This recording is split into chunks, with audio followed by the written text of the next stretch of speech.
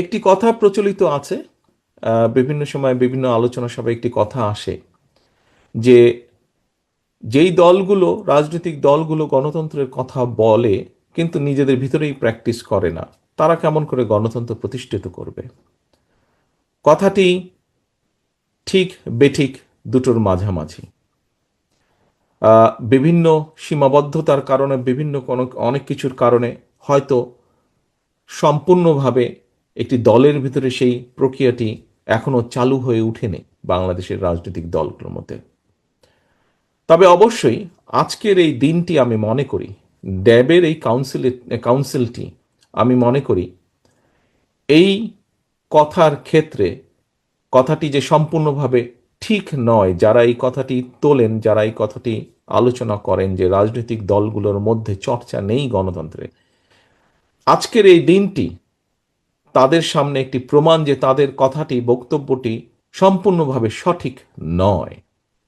শুধু তাই নয়, আগামী আগামী 2 দিন পরপর, আগামী 2 দিন আমি দুটো জেলার, বিএনপির দুটো জেলা ইউনিটের কাউন্সিলে আমি অংশগ্রহণ করব।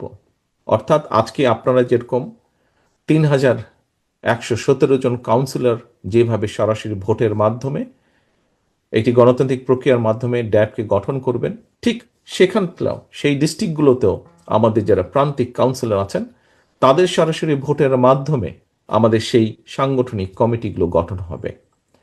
কাজেই আমরা বাংলাদেশ জাতীয়তাবাদী দল, আমাদের দল, আমাদের দলের প্রতিষ্ঠাতা শহীদ রাষ্ট্রপতি জিয়াউর রহমান এই দেশে বহুদলীয় গণতন্ত্র চালু করেছেন বাকশাল থেকে। আমাদের নেত্রী, দেশনেত্রী বেগম খালেদা জিয়া এই দেশকে সংসদীয় গণতন্ত্রের প্রক্রিয়াতে নিয়ে এসেছেন। কাজেই সম্মানিত কাউন্সিলর বৃন্দ, আমাদের দায়িত্ব হচ্ছে আমাদের নেতারা যেই পথ আমাদেরকে দেখিয়ে গিয়েছেন সেই লিগেসিটি আমাদেরকে কন্টিনিউ করতে হবে। গণতন্ত্রের ভিতকে ধীরে ধীরে আমাদেরকে মজবুত করে গড়ে তুলতে হবে।